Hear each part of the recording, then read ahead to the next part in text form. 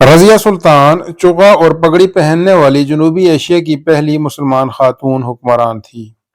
سن 1205 میں اتر پردیش میں پیدا ہونے والی رضیہ ہندوستان میں خاندان غلامہ کے تیسرے سلطان شمس الدین التمش کی بیٹی اور پہلے سلطان قطب الدین ایبک کی نواسی تھیں۔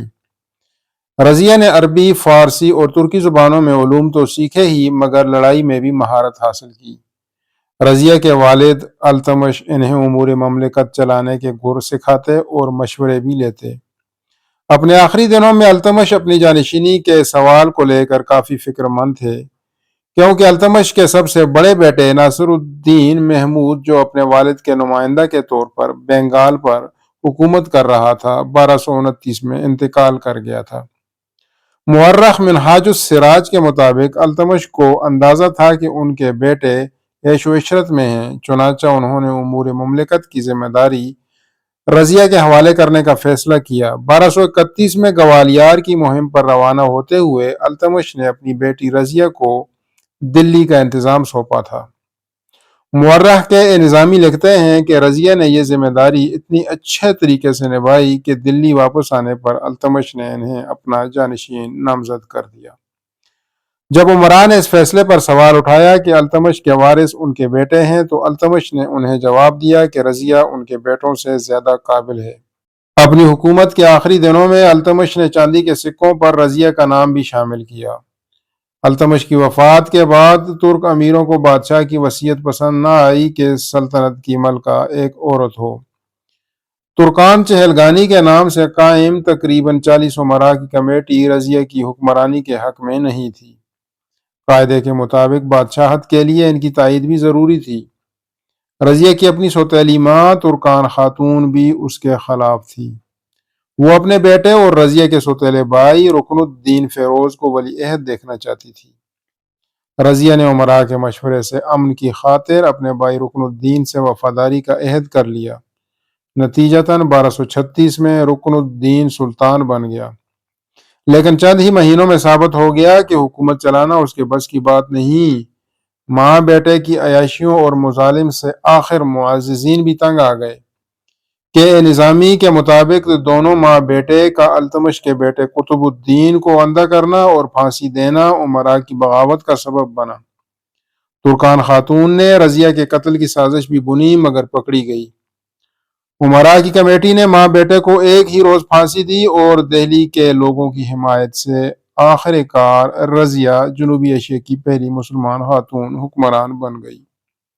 رضیہ نے خود کو سلطان کہلانا پسند کیا۔ وہ کہتی تھی کہ سلطانہ کا مطلب ہے سلطان کی بیوی، یعنی وہی دوسرا درجہ، یعنی میں تو خود سلطان ہوں۔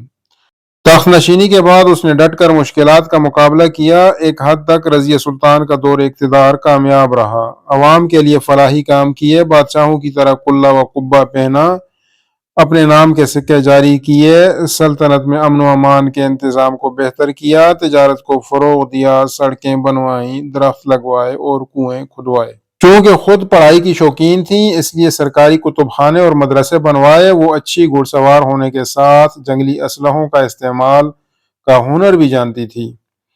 اس کی حکومت بنگال سے سندھ تک پھیلی، ملکی معاملات کو 40 امیروں میں بانٹا، باقاعدہ دربار لگاتی اور فوری فیصلہ کرتی، مجرموں کو بروقت سزائیں دیتی، جبکہ محبت کے قصے کہانیوں سے دور رہتی۔ امراء نے انہیں دل سے تسلیم نہیں کیا تھا، کیونکہ انہیں کٹ پتلی حکمران چاہیے تھا۔ تاریخ دان فہد کبیر لکھتے ہیں کہ مخالفین کا زور توڑنے کے لیے رضیہ نے غیر ترکوں کو آگے لانا شروع کیا۔ اسی سلسلے میں ایک قدم ایسا اٹھایا جس نے رضیہ کو ناقابل تلافی نقصان پہنچایا۔ یہ حبشی غلام جمال الدین یاقوت کا امیر کے طور پر تقرر تھا۔ یہ عہدہ چونکہ ترک امیروں کو ملتا تھا، اس لیے انہوں نے دلی سلطنت کے زیر نگین بٹھنڈا کے گورنر ملک اختیار الدین التونیہ کو بہکا کر رضیہ کے خلاف بغاوت کا اعلان کر دیا۔ رضیہ جب بغاوت کچلنے کے لیے پنجاب سے بٹھنڈا روانہ ہوئی تو طویل سفر اور گرمی سے سپاہی تھکاوٹ کا شکار تھے۔ دونوں فوجوں کی زبردست لڑائی کے بعد رضیہ کی فوج کو ہتھیار ڈالنے پڑے۔ جمال الدین یاقوت کو بھی قتل کر دیا گیا۔ رضیہ سلطان کو تخت سے محروم ہونا پڑا۔ ملک التونیہ کو جب دلی کے مکمل حقائق کا علم ہوا تو اس نے رضیہ سے معافی مانگی، البتہ اب کافی دیر ہو چکی تھی۔ رضیہ کا تخت جا چکا تھا اور اس کا بھائی بہرام شاہ تخت نشین ہو چکا تھا۔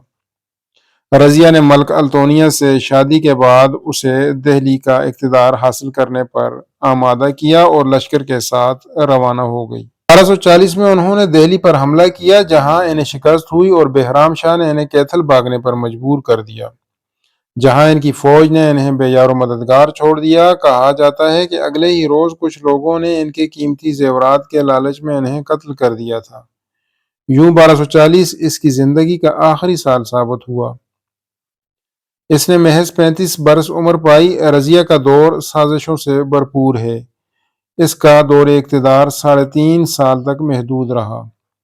رضیہ کی وفات کے بعد بہرام شاہ نے دہلی سلطنت پر 2 سال حکومت کی۔ اس کے بعد ناصر الدین حکمران بنا۔ وہ اوسط درجے کا حکمران تھا، جبکہ اصل کمان اس کے ایک منتظم غیاث الدین بلبن کے پاس تھی۔ سر سید احمد خان کی کتاب آثار سنادید کے مطابق رضیہ کا مقبرہ قومی دارالحکومت دلی کے موجودہ دور کے بلبلی خانہ میں واقع ہے۔ 1240 میں یہ علاقہ ویران اور صحرانما ہوا کرتا تھا، لیکن آج یہاں گنجان آبادی ہے۔ اطراف میں لوگوں کے گھروں کی دیواریں کافی اونچی ہو گئی ہیں۔